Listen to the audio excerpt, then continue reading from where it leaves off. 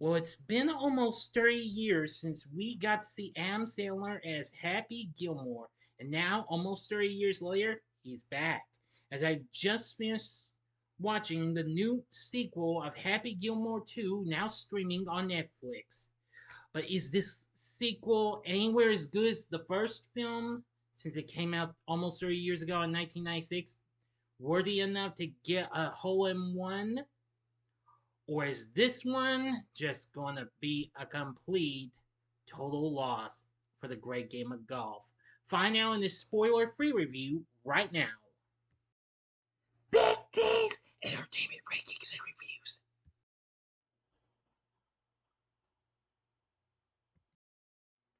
So, greetings, my fellow YouTubers, and welcome to Big D's Entertainment Rankings and Reviews. My name is Dual, better known to you as the Big D, and this time around I bring to you a spoiler-free review of the 2025 sports comedy flick Happy Gilmore 2 from Netflix, along with Happy Madison Productions, directed by Kyle Newacek, and written by Tom Hurley and Adam Sandler, who reprises his role as the titular character. We also have Julie Bowen, Christopher McDonald, Ben Stiller, and Dennis Dugan reprising their roles from the original film. Well, we also have Benny Safdie and Bad Bunny joining as new cast members. This just premiered today on July 25th of this year. Well, it had been some time, but we finally managed to get one, what have you, because Sandler said that he hoped to eventually make a sequel to this since 2022, saying he had been creating ideas. And soon, well, almost 2 years later, Christopher McDonald revealed that a sequel was in development and that Sandler had shown him a draft of the script to read. Well, apparently Netflix took the role of distributing this film from Universal, who originally put out its predecessor. If you haven't seen my review of that, I decided not to revisit it, not yet anyway. You can click on that card, and it'll take you to my Happy Gilmore review in case you never saw it, or if you would like to see it again if you've already seen it. So anyway, this is really something. Now, apparently, I had a bit of fun with this. After winning his first tour championship, Happy Gilmore has a successful career on the golf course, winning 4 more gold jackets. And he also has 5 kids with his girlfriend, Virginia Vint. But something happens, but I'm not going to spoil that and what have you. After something tragically goes wrong, Happy throws away his golf clubs, vowing he would never play again, and soon becomes an alcoholic, losing everything, including his grandmother's house, which he inherited.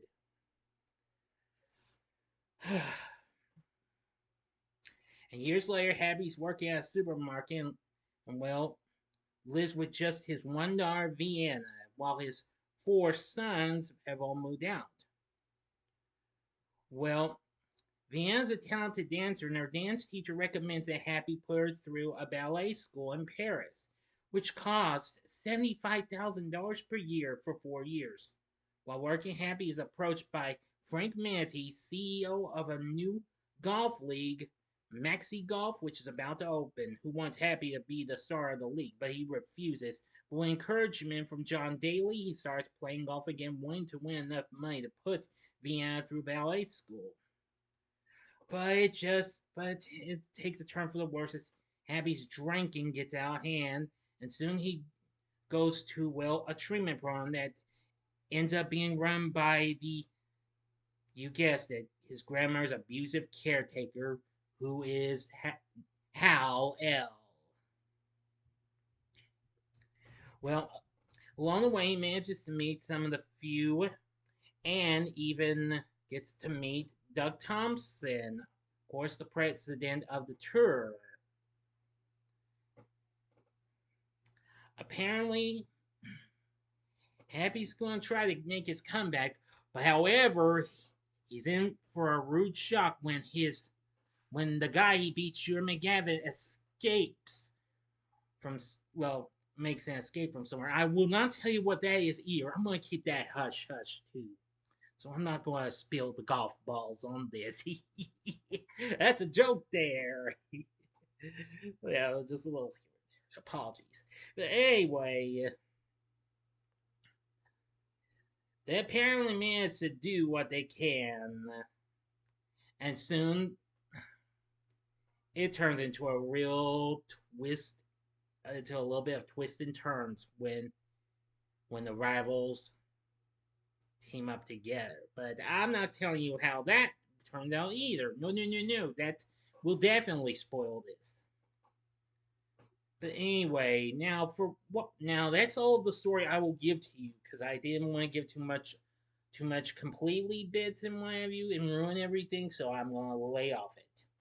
From what I've seen of Happy Gilmore 2, I thought it was not bad. It's just about right on par with the first film, but it does have a few issues though. Its runtime's almost 2 hours. It could have used just a tiny bit of trimming in some parts.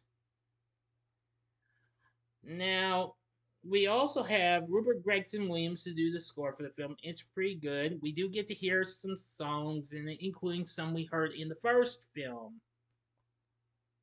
Well, Rotten Tomatoes currently has this at 57, and Metacritic has it a score of 54, so it's getting a mixed response, so that's understandable. So anyway, I found Happy Gilmore 2 to be a pretty fun-filled flick. I mean, I will say once Happy goes up against some big ones and what have you, especially the Mexi golf team, which they're going to try to put, well, classic golf out of commission. Yeah. But anyway, and you're going to get to see some characters that, well, are, well, related to some of the characters from the previous films, because even though some of them are dead and what have you, I know Carl Weathers, who played Chubbs, Chubbs Peterson has already been taken. I mean, Adam Sandler did have something special for him, but ever since his death, well, I wish I knew what it was though. But anyway, I'm gonna say the characters are really good.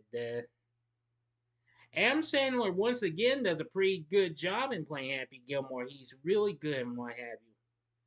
We have Christopher McDonald back as Shooter McGavin. Pretty good. And Dennis Dugan, who of course also directed the first Happy Gilmore, returns as Duck Thompson. We even have Kevin Nealon back as Gary Potter, who of course kind of tells Happy to send the ball home, and boy, Happy gets all aggravated and what have you. I think you know the rest. And well, apparently Potter is now a sports commentator. Yeah, that's really something. And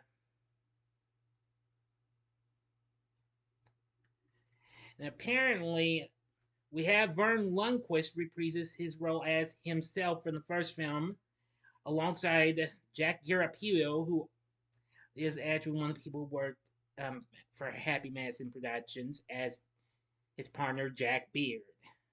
Robert Smigel reprises his role as the IRS agent from the first film, but now he's something else. I won't tell you what that is. That's gonna be hush hush. You'll see appearances from other people who are certainly no strangers, including John Lovitz, Rob Schneider, and even Blake Clark. Now, for other characters, Ben Stiller returns as Hal L. Yeah, I want to say he's crazy and what have you. Benny Safdie plays Frank Manatee. I will say he's not too bad of a baddie.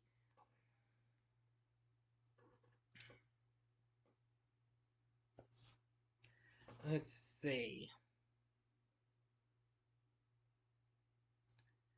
Of course, we have some of the Sandler clan. This Jackie Sandler as Vienna's dance teacher, Monica, and Sadie Sandler as a member of Hal L's support group, Sadie.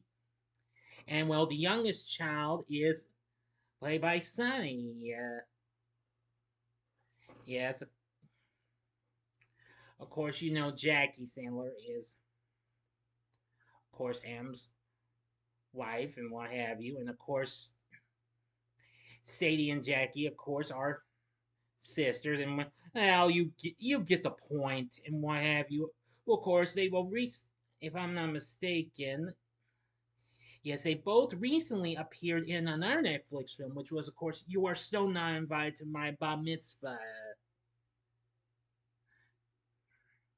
Anyway, Cy Sandler does a very good performance. For the rest of the Gilmore kids, we have Maxwell Jacob Friedman playing Gordy, the eldest in the group, Ethan Kotkowski as Wayne, the second son, Philip Feinschneider as Bobby, the third son, and Connor Sherry as Terry, the youngest son. Also in the group, there's Haley Joel Osment. Boy, he has changed a bit. Why have he plays young pro golfer with a powerful swing similar to Happy's and what have you. But I better not tell you how that goes. His character is Billy Jenkins. Lavelle Crawford plays Slim Pearson, the son of Chubbs, who also sports a prosthetic hand. Yes, and we even have fictionalized versions of these here, of the regular golf team for this. Bryson DeChambeau, Brooks Koepka, Roy McIlroy, and Scotty Scheffler.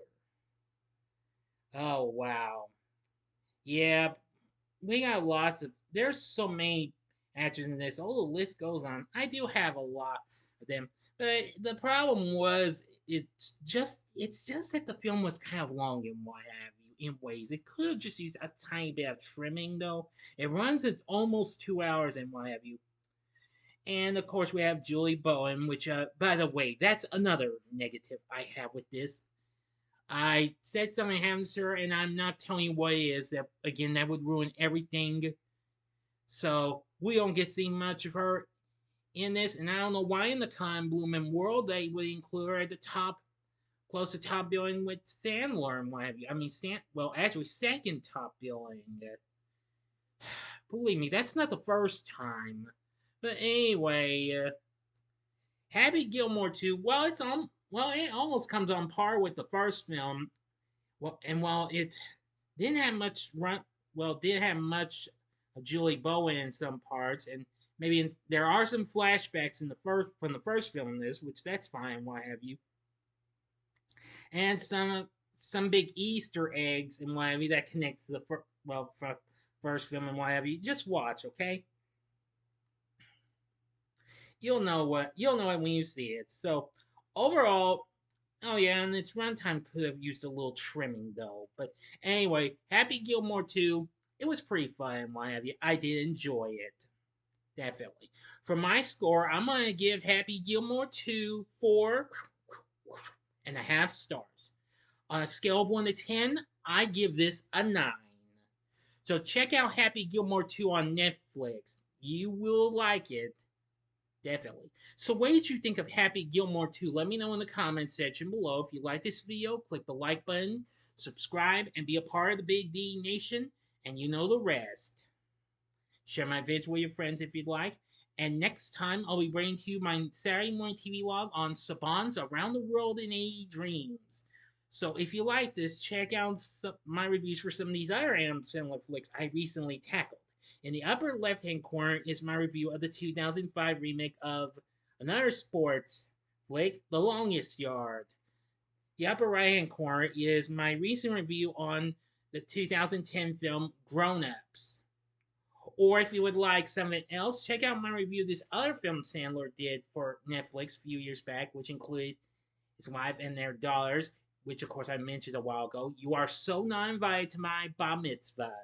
And the bottom right hand corner is the button you can click to subscribe if you like rankings and reviews on movies, TV, music, video games, etc. Then I'm your guy. Thanks for watching. Until next time, I'm the Big D saying, see ya.